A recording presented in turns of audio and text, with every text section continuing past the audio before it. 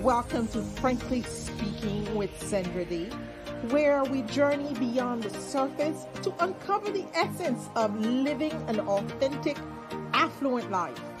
I'm Sandra D, your companion guide on this path of self-discovery and empowerment.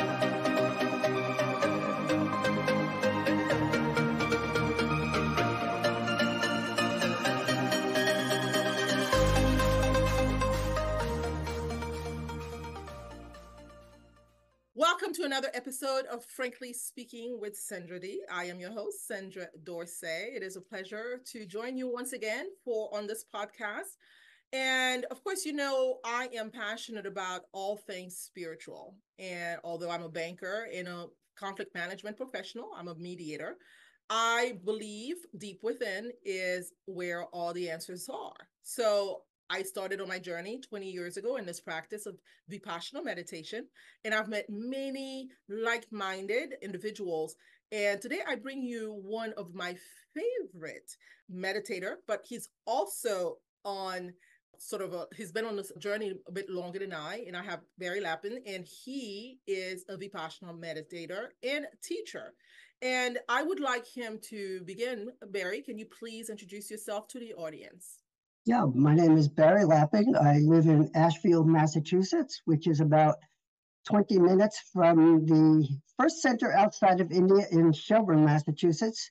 And this center has been established for the last 42 years. And I started practicing within India in December of 1970.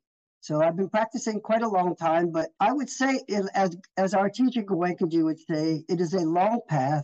I realize more and more how long it is, but I am extremely grateful to have been on it for all these years and will continue on it for the rest of this life. Fantastic. And well, I know in this practice, this is not the only life that we have. And some people may disagree with that, but some evidence in my own life has proven that I've done this before somewhere else, because I was one that was out of my community. I was living in Miami for 7 years, moved to England. That's why symbolically I have this London Bridge behind me to remind me where this Vipassana journey started for me. And Hereford, England is where I did my first course in 2004.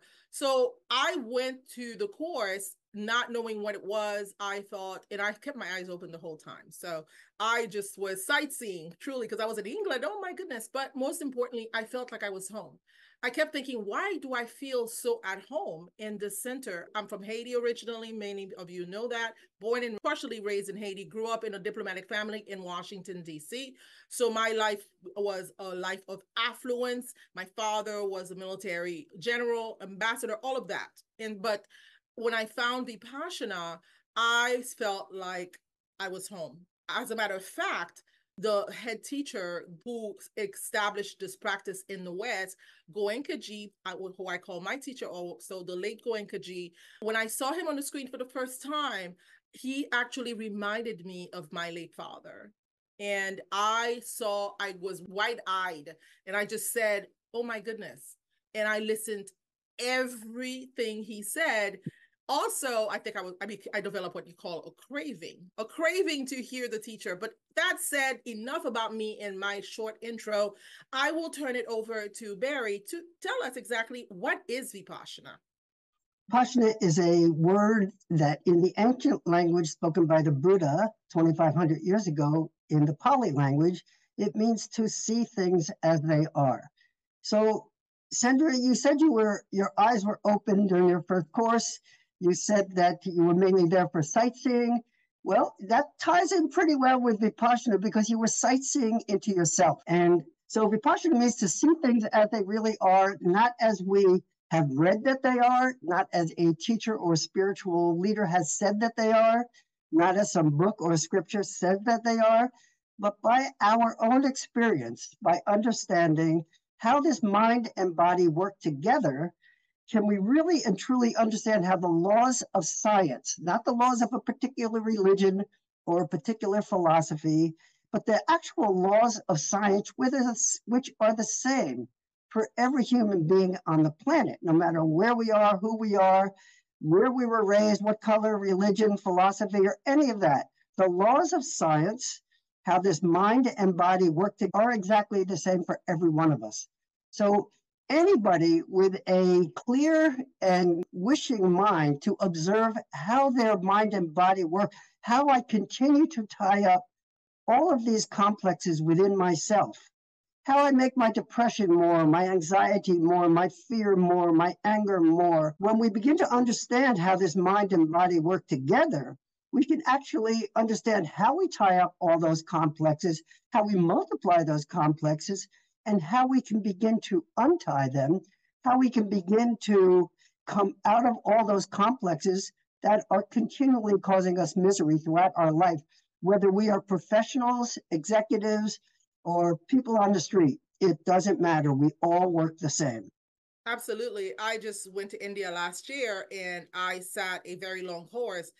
I was sitting with people who, some of them probably can't write. But we all have the same goal, which is to go within and uncover and unravel the deeper layers that are causing us misery when we have our eyes open. Nowadays, I prefer eyes closed and eyes open. But to help the audience understand a little bit more, and so how does Vipassana differ from other practices? So the Buddha, of course, many years ago was very adamant about the practice of meditation, but there are several different types of Buddhist meditation alongside with other religion meditation. So could you elaborate a little bit on that, on the difference? Yeah, first of all, I wouldn't say that this is Buddhism. If as soon as we say Buddhism or Hinduism or Judaism or Catholicism or any other Islam, we are dividing ourselves. We are separating ourselves. Vipassana is a meditation, though it was discovered by the Buddha. As our teacher Goenkaji was very fond of saying, the Buddha was a scientist. He called him a super scientist. He did not discover Buddhism, not an ism. He discovered the law of nature, science, how it works for all of us. Now, as far as different kinds of meditation, most meditations in the world are based on developing a very strong, concentrated mind, one-pointed mind. And a one-pointed mind, by practicing a mantra or a visualization or any technique like that, it will make us more concentrated, and a more concentrated mind is certainly a more happy and a more peaceful mind. But it doesn't actually go to the root of our deep-rooted problems, which is the mental conditioning that each one of us has of our anger, our fear, our depression, anxieties, and things of that nature. Vipassana meditation uses a concentrated mind. In fact, on a regular 10-day course, the first 3 days of that course are dedicated to developing a concentrated mind. With that concentrated mind, we are able to start feeling the different physical sensations within our own bodies, which are very directly related to the mind. So we need concentration to develop what we call insight or wisdom. Wisdom is the understanding of how this mind and body work together, how we tie up the knots, the complexes, how we can untie them. So instead of saying this is purely a concentration technique, it's a technique to develop wisdom, because it's ignorance that has tied up all this misery within us, and it is wisdom that will help us to come out of it. Vipassana is unique. Though there are different schools of Vipassana, we do not say we are the only school teaching Vipassana. We are not. Vipassana is different than purely a concentration or samadhi technique. That's perfect. So what do you say to those who are concerned about, well, I was raised Methodist, and the country I come from is majority of the people are Catholics. So what do you say? Do I have to give up my religion for this? No, you don't have to give up anything. In fact, if we become better human beings, in other words, we eliminate anger and develop love, we eliminate greed and develop generosity, we develop compassion, we develop balance of mind. These are all qualities that will make us a better whatever we say we are. In fact, our teacher Goenkaji is very fond of saying in a discourse in the regular 10-day course, he says, if you want to be a good Christian, the only way to really be a good Christian is not by talking about it, not by reading about it, but by developing the qualities of Jesus Christ. The love that the man had, the compassion that he had. He's being nailed up on the cross filled with pain, and yet the compassion is so immense. He's saying, forgive them because they don't know what they are doing. They're acting out of their own ignorance. So those qualities are what make Jesus Christ. Those same qualities of generosity, of compassion, of love are what's going to make us a better Christian, not merely adhering to certain scriptures or going to certain ceremonies. They may help, but the real qualities of being a good Christian or a good Muslim or a good Hindu or a good Buddhist is to develop the qualities of a Buddha, of a Muhammad, of a Krishna, of a Jesus. That's what's going to make us a good whatever we want to call ourselves. And even if someone says, I don't want to believe in any religion, there is no need for that either. If I still develop those same positive qualities of mind, I am a better human being, regardless of any labels I may place on myself or no label at all. That's fantastic. Well, of course, those are the benefits. So I also, when people say, why do you do it? I say, well, because I have suffering in my life. You know, my earlier podcast was, I shared the story about my siblings that had passed on. That's really what led me or inspired me to uncover more of this deeper spiritual truth. And so I encourage everyone to examine their life and see, do you have suffering in your life? But that's another further down the line, we'll discuss that.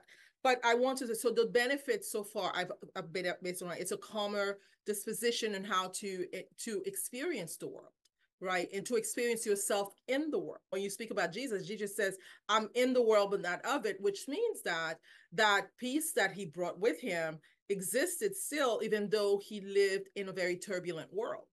And hence on the cross, correct? That's what you're speaking about. Can you go deeper into, for you, your experience about the benefits and eventually the goal of Vipassana?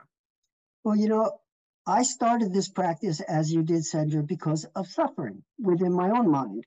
It was in 1969, I graduated from university, and it was in the middle of a very turbulent time, the Vietnam War going on in this country. And it's just as turbulent now as it was then, maybe more divided, more angry, more irrational, filled with more anger, fear, anxieties, all of that. I was fortunate. I got out of college, graduated from college in 69, and very soon realized I don't want to do what I went to college for.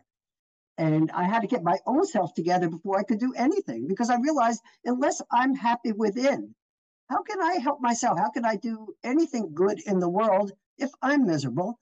So I left this country and went to Israel. Actually, I traveled around this country first, but ended up going to Israel, where they wanted me to join that army. And I said, no, I didn't join the army in the US. I'm not going to join the army here. And very soon after that, I had purchased a book on yoga in Tel Aviv.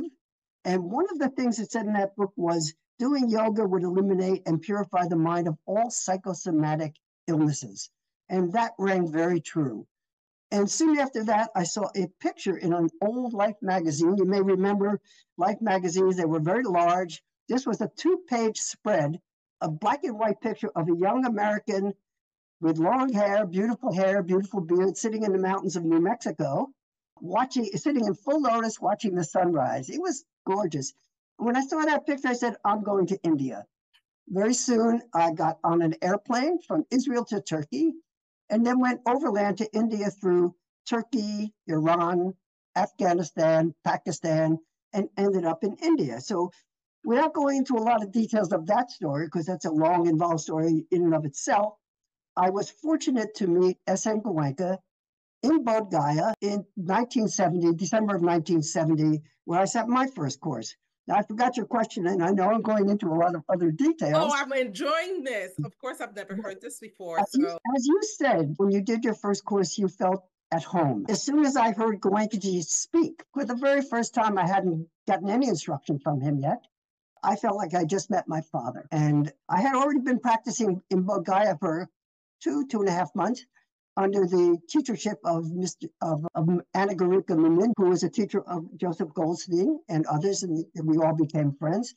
But Menindra said, my friend Goenka is coming to town tomorrow. I want all of you to sit with him, which we did. And we sat 4 courses in a row. And it was a turning point, definitely. Just like you felt you were at home, I certainly felt I was home, lived in India for a number of years, but like everybody else, came home. And coming back here, what was I going to do with my life? I did not want to be an engineer as I had graduated with, but I wanted to serve, and that's all I wanted to do. And fortunately found myself in a position of caring for both my parents who were ill and getting married. And with the different sources of funding, I was able, with a number of other people, to help start a center in Massachusetts. And this was the first center outside India. And my wife, Kate, and I have been doing this for the last 42 years. That center is now physically complete. Thank you so much. And I have already said that you will, to the audience, I trust that one day soon, his wife, Kate, will join us and she will be able to tell the other side of that story. So it's fantastic. I feel very blessed. I have sat a couple of courses in Massachusetts. I've sat all over the world. So, but the benefits that it brings. And I must say, full disclosure, every time I go on a course, I ask if there's a creator and God out there, please create my life so that I can stay in a Dhamma center forever. No, I'm always summoned back into the mundane world of finance. So here I am again. Yeah, but let's consider this, Sandra. This may be a time on our planet where it's important to go back into the mundane world, not be able to just escape from the mundane world. We have to realize that Vipassana meditation is meant to make us better human beings, Indeed. Not to make us leave society, but to be able to function in society. Correct. Yes, one can become a monk, one can become a nun, but the vast majority, even in the days of the Buddha, were still householders. They had their families, their businesses. So imagine a business person, an executive, or anybody living in the world, somebody who is a laborer, it doesn't matter. If they can do their job with a mind more filled with love, more filled with compassion, more filled with equanimity or balance of mind, then whatever is coming into their life, whatever is entering through any of our sense doors, we're going to stay much more balanced. And therefore, our ability to function in the world is going to only get better. Correct. If I'm balanced, if I'm generating love and compassion, that's what I'm going to be generating in the workplace to the people I'm working with and the people I'm working for. So, and Goenkaji was a good example of this. And his teacher, Uba Kin, many people here have probably never heard of Uba Kin, but Uba Kin was our teacher, Goenkaji's teacher. And he was also a layperson. He was married with 5 children, and he was the first accountant general of Burma, of the Union of Burma. And not only the accountant general of Burma, but he held down 4 different cabinet positions in the Burmese government at the same time, at the height of his efficiency. Now, imagine in this country, the US, somebody taking on 4 cabinet positions and doing them really well. It's quite amazing that he was so good. Goenka tells the story that when he would leave any office, there were no decisions left to be made. He had made them all with an incredibly efficient mind. And then when you talk about Goenkaji in the world, he was an industrialist, a businessman, started many factories in Burma. He was married with 6 children, and the business was nationalized when the Burmese government became nationalized. Mm-hmm.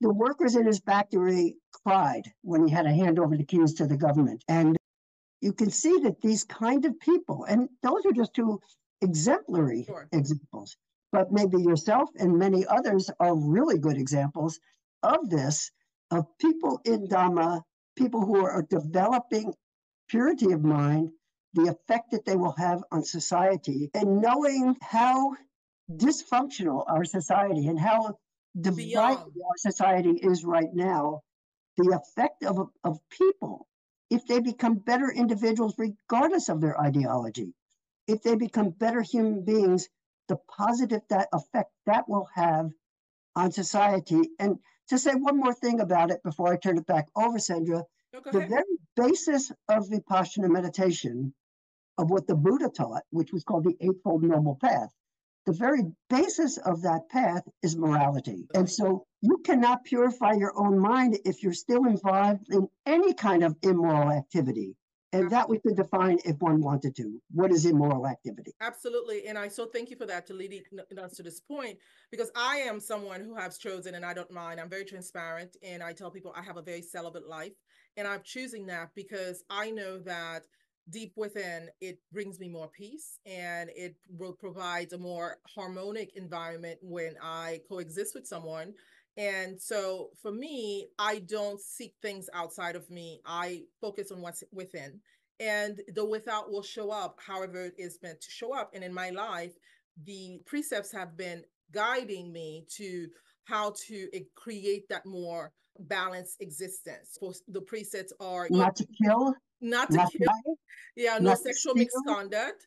and no intoxicants. Those, you said you lead a celibate life. The fact is, let's remember, most people do not lead a celibate I life. know And being celibate is actually not part of this technique. it The is not. Buddha the Buddha was married. He had a child. Was he really? He had one child, but he left to go in his own search. But he was a prince, so everything I was did taken not care of. know that.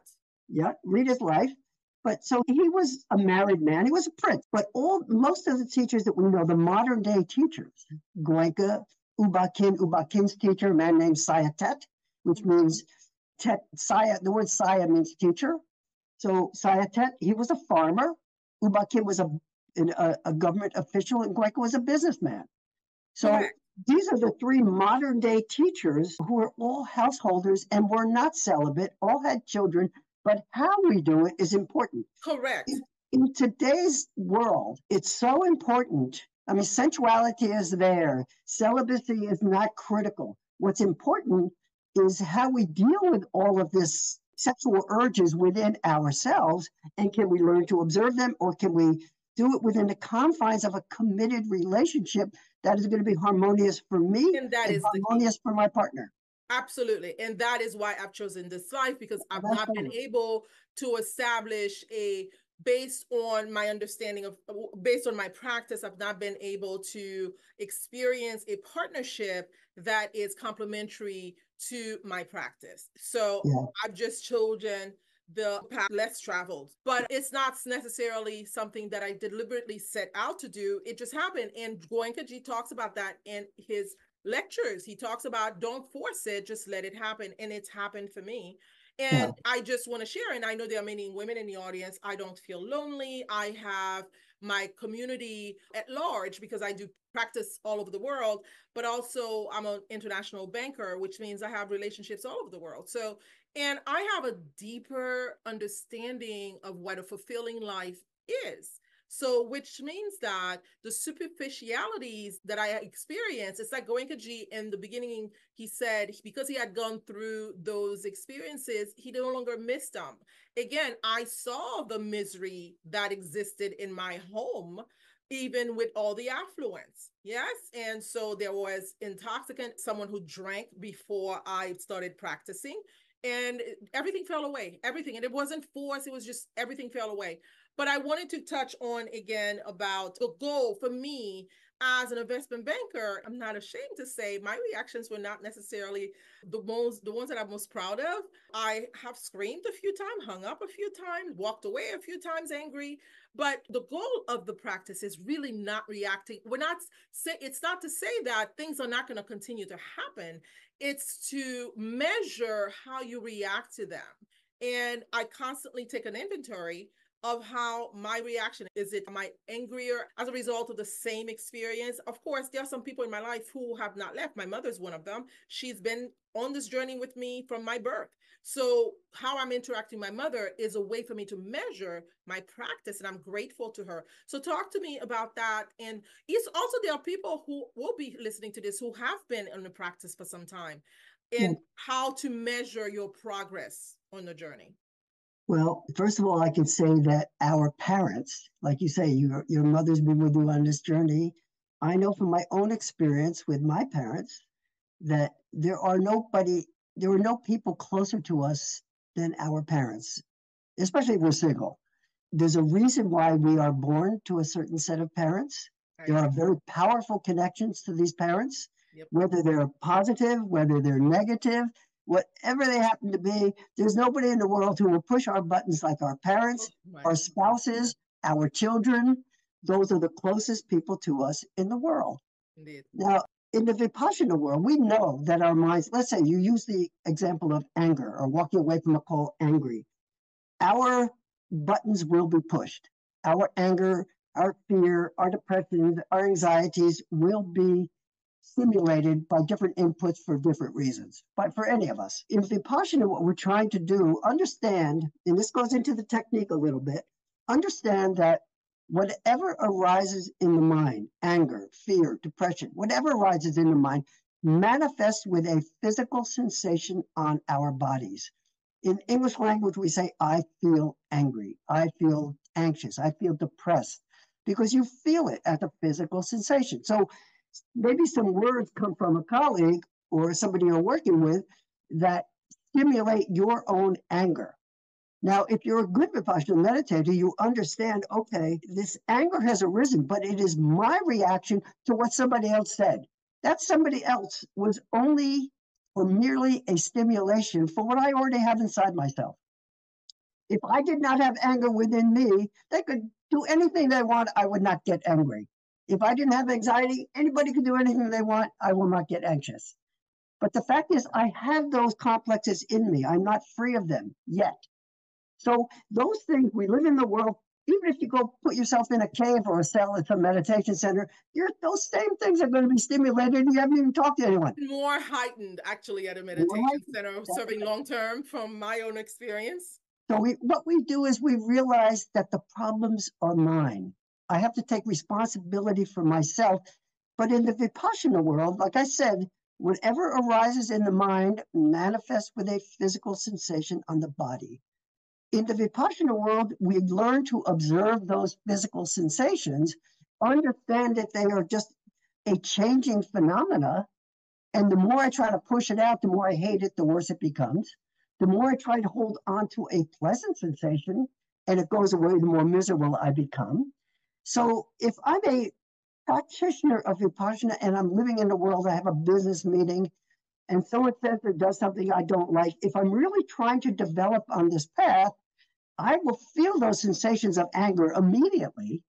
And because I'm training myself to try to be balanced with the physical sensations related to the mental complex, my reaction is going to be less.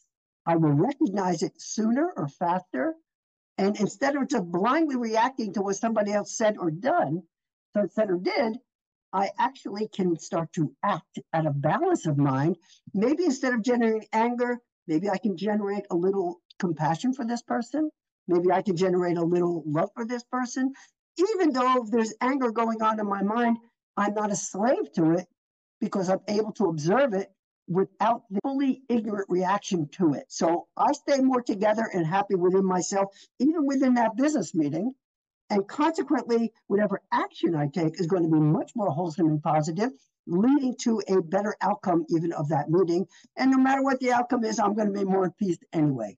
Absolutely. I mean, the journey is about growth and expansion, isn't it? It's also about us actually developing more self-awareness. And for me, what that means is paying less attention to what others are doing and paying more attention to how I'm reacting to those people and it sounds good now, but let me say to the audience, if you ever see me in traffic, I'm not sure that I'm always that, stoic Vipassana meditator when I'm screaming at the other person, why did you cut in front of me? Couldn't you see? But anyway, so it's a fine balance between the spiritual journey and the human experience. And for me, I'm so forever grateful that I found this and that it came to me, because it really came to me. This is not a practice that you can force on yourself.